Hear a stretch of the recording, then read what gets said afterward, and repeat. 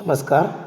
आप सभी लोग अपने अपने घरों पर सकुशल होंगे तथा अनलॉक होने पर भी आप सभी लोग अपने अपने स्वास्थ्य का और कोरोना से बचने के सभी उपायों का पालन कर रहे होंगे। चलिए अब हम अपने नए टॉपिक की बात करते हैं। So we have to just start to move the lesson new lesson that is molecular basis of inheritance. It is most important lesson because the this unit of our syllabus contains 18 marks. Approx it can have the 3 lessons in which we have already I have explained you about the principle of inheritance and the evolutions, and the third lesson that is the molecular basis of inheritance. In this lesson especially we will discuss about the word of DNA, RNA word, right, and their structures, how they can be discovered, and their different processes for the transferring of the genes from one generation to the another generation. First of all, we have to know about that the nucleic acid. As you have already learned in previous classes, that the nucleic acid are the macromolecules present in the all living things. With this nucleic acid is present in all living things. Or generally, if we can talk about Friedrich Messers was the first person to isolate the nucleic acid from the pus cells. He called it a nuclein, right? And as it is acidic in nature, hence Altman called the nucleic acid. Generally, first of all, it was discovered or just obtained or isolated from the pus cells, okay, by the Friedrich Messers one. After that, if we can say, generally the nucleic acids are found in different organisms, that is two types, especially that is deoxyribonucleic acid, that is DNA, and the ribonucleic acid, that is RNA. So let's move to our the DNA word, right? If we can just talk about the Mendels, that the nature of genetic material was investigated, resulting in the realizations in the DNA and genetic materials is majority in the organism. Means generally, after over the year, lots of year, that the Mendel can given the genetic material, that is the DNA one. But if we can talk about this DNA and the RNA, that is in the deoxyribonucleic acid and ribonucleic acid, they are the two types of nucleic acid which can be in all living organisms are found. So we can say nucleic acid are the polymers of the nucleotides. Means they are generally the polymers of the nucleotides. So we can say, especially if we can talk about the bacteriophage, right? It can has at least that 5386 nucleotides, and the another type of bacteriophage that contains the 48,502 base pairs, right, especially in different ways. So these are the different numbers, especially we can say, if we can talk about that Escherichia coli, right, that has the 4.6 10 to the power 6 base pairs, and haploids content of the DNA, at least that is contains in the human beings, that is 3.3 10 to the power 9 base pairs are found over there, which can act like a genetic material in all these organisms, right? Or we can say, on the other hand, the length of DNA depends on the number of nucleotides base pair, means how many number of base pairs are found over there. So as I have told you, in one type of bacteriophage it contains 5386 nucleotides, and the alpha type of the bacteriophage which contains 48,502 base pairs. On the other hand, Escherichia coli which contains 4.6 10 to the power 6 base pairs, and in haploid content, especially in the human beings, if we talk about, that is human DNA contains 3.3 10 to the power 9 base pairs, which can be just acts like a genetic material. Or we can say, if in the eukaryotic cells DNA is found in nucleus, as we all know that it is the chief component of the chromosomes, and DNA also found in the mitochondria and the chloroplast separately in different kinds of cells. If we talk about some specific structures, right, we must know that the chemically DNA is composed of deoxyribose sugar phosphate group in the nitrogenous basis one, with the nitrogenous basis one. So first we all have to know that what about that nitrogenous bases are found over there, right? So we have to know about that one especially. So we can say in that particular conditions that if we talk about the this structures or ribo sugar, it we can say it is the pentose sugar having the molecular formula like C5H4, sorry, C5H10 and O6, sorry, O4, as you can see in the diagram over there. Means this is a pentose sugar and there is a phosphate group, as you can see in this diagram. That phosphate, it contains the phosphoric acid from the phosphate group 1, and we can say the molecular formula of this one, that is H3PO4 1, for the acidic nature of any DNA found in the human beings or anywhere else. So if we can talk about especially all these things, right, if we can talk about the structure of the polynucleotide chains, means how those chains can be able to develop. For the developing of this polynucleotide chains, the nucleotide has three parts. Means this nucleotide contains the three parts, that is nitrogenous base, as I told you, pentose sugar, deoxyribose in the DNA, as I told you, and this pentose sugar, deoxyribose in DNA, and the ribose in RNA. You must prepare, you must know that in the DNA, that is pentose sugar is deoxyribose, in RNA that is only ribose, and the another thing, that is the phosphate group over there. Let's, after that there is another thing that is called the nitrogenous bases. Means nitrogenous base are generally two types. There may be purine and the pyrimidine, right? So generally these nitrogenous base which can be contains are different compounds, especially on the basis of their structures, on the basis of their compositions, they are classified into two categories, that is the purine and the pyrimidine. If we talk about the purine, right, generally purine contains the adenine and the guanine. Means A represent with adenine and G represent with guanine. Means generally the purine are, they are the double ring heterocyclic structure which can have the two types of purine present in the DNA, that is adenine and the guanine in their conditions, as you can see in the structures. Then if we talk about the pyrimidines, generally pyrimidines are again, they have the single ring structures which can be found over in the two types, that is the cytosine and the thymine, right? So this way they can be found over there. If we can say talk about the DNA or RNA, especially the cytosine common for the both DNA RNA, but thymine is present in the DNA and uracil present in the RNA. So you all must note down this one also. After that we can talk about the nitrogenous bases which linked to first carbon pentose sugar through the N-glycosidic linkage to form the nucleoside and adenine guanine. Means generally if we talk about the first one, that is the compound, as you can see that the compound formed by the combinations of the pentose sugar and nitrogenous base, that is called nucleosides. So on the basis of that we can say the nitrogenous base linked to the first carbon pentose sugar, right? Because already it is a pentose sugar structure found over there. Means generally it is such structure are found over there.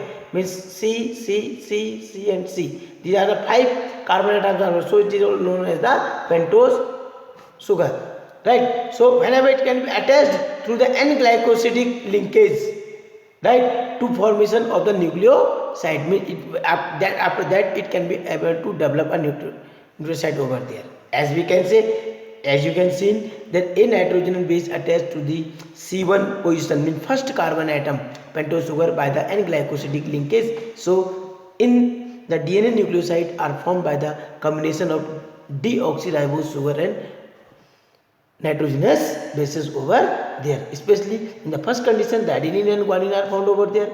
Then when the phosphate group is linked at the other place, right, when the we can say when the phosphate group is linked to the 5 prime OH of the nucleoside on the 5th carbon pentose the sugar, right, in that particular conditions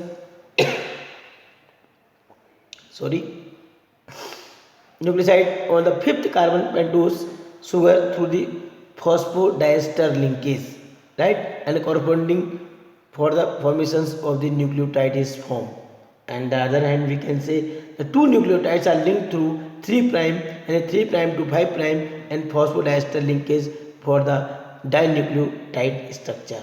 Evenly, the several nucleotides can be joined to form a nucleotide chain. In this polynucleotide chain are the one-end free phosphate group is present, which is known as 5' and while the one-end free OH group in the present is known as 3', right? So you must know that where is the 5', there is a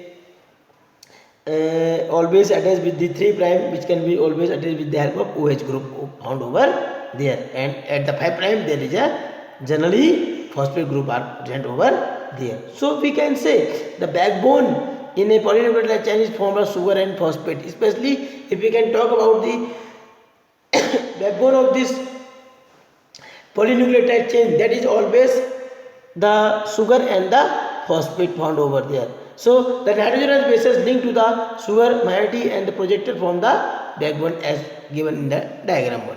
So later on, after that, if we talk about in case of the RNA, the every nucleotide residue are adding additional NOH group present and the 2 positions in the ribose structure. Means if we can talk about the structure of the RNA, which we will learn in the later on in the next conditions. So there it can be shows that particular structures where they can form, especially in the RNA. Then additional NOH group can be present at the 2nd prime positions in the ribose. So we can say also the uracil found at the place of the thymine in 5-methyl uracil structures. So that structure can be always helpful for the development of such structures. Evenly we can say the different this pyrimidine and purine can be attached with the dioxyribose sugars. They can form the different things. Adenine can be added to the, that is called deoxy adenosine, guanine, that deoxyguanosine, cytosine, that it can be attached with the deoxyribose sugar, that is deoxycytidine, and the thymine, that is called the deoxythymine 1. So these ways they can be always helpful for the development of the such structures, as if we have already learned about this one. So you must note down about this polypeptide chain, which is most important thing for the backbone of the DNA 1. After that we have to talk about the some special things, some discoveries related to the structure of DNA, right? So they are different. If we, as we have already talked about the first one in 1869, the Friedrich Messers first identified the DNA as an acidic substance present in the nucleus, or he named it as the nuclein. And Levine in 1910 found the DNA to contain the phosphoric acid as well as the deoxyribose sugars.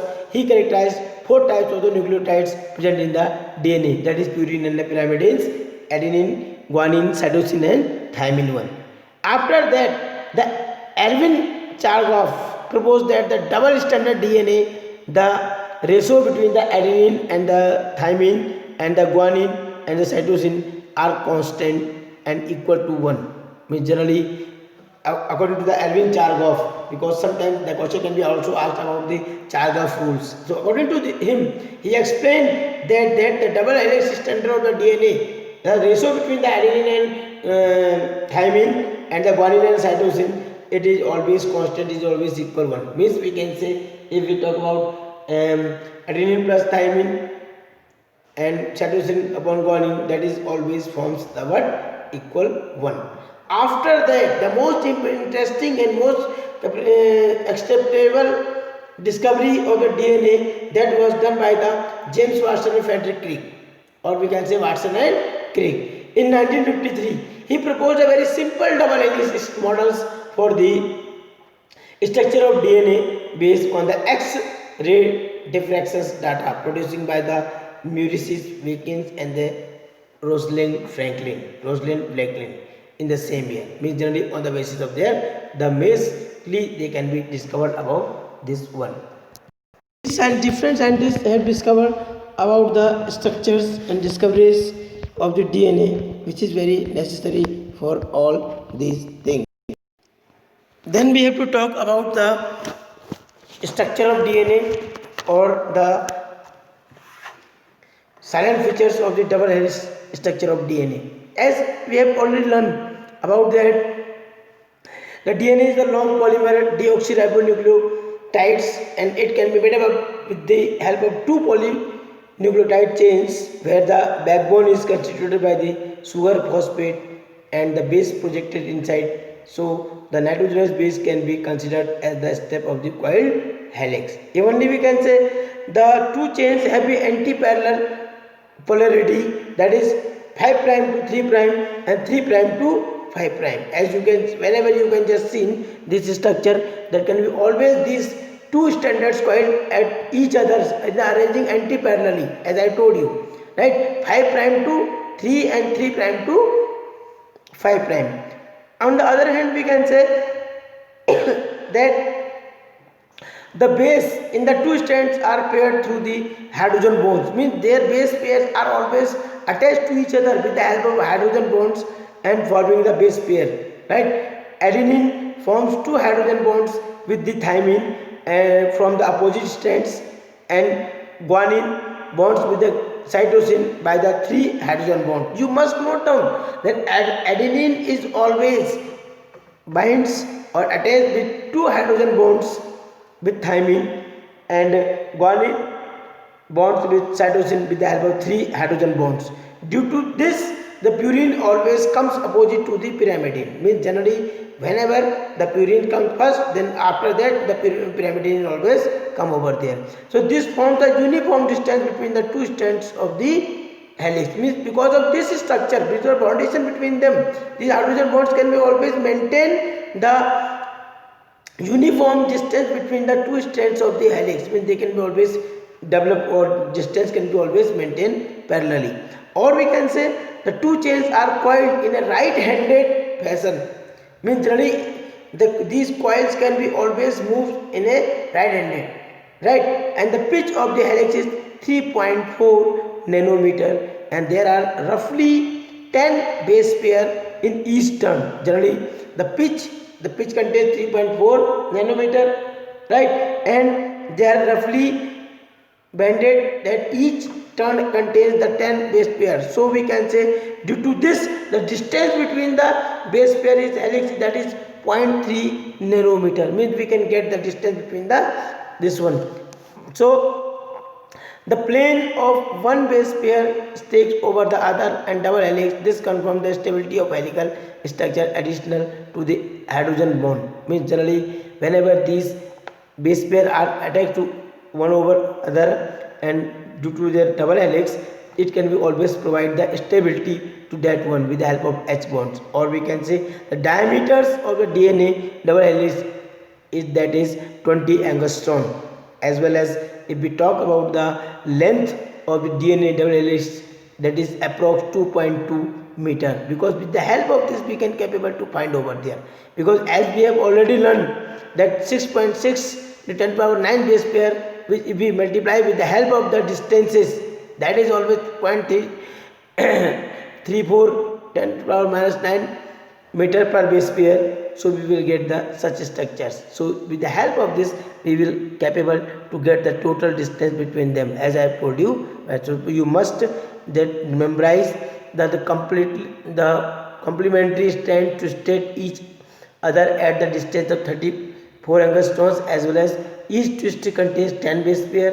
So we will get the total distance between these two base pairs, that is 3.4. and after that if we can find the distance between the two, especially right between a single twisting conditions, that is always 0.34 nanometers. After that we can get the total distancing between the length of this base pairs over there. So you all must memorize these silent features which are very necessary over there. So tomorrow we will talk about the structures the packaging of this DNA helix, means how it can be packed over there, means how the DNA structure can be attached to each other over there. So we will talk about them. So you all must learn them properly, and then we have to complete this topic next lecture.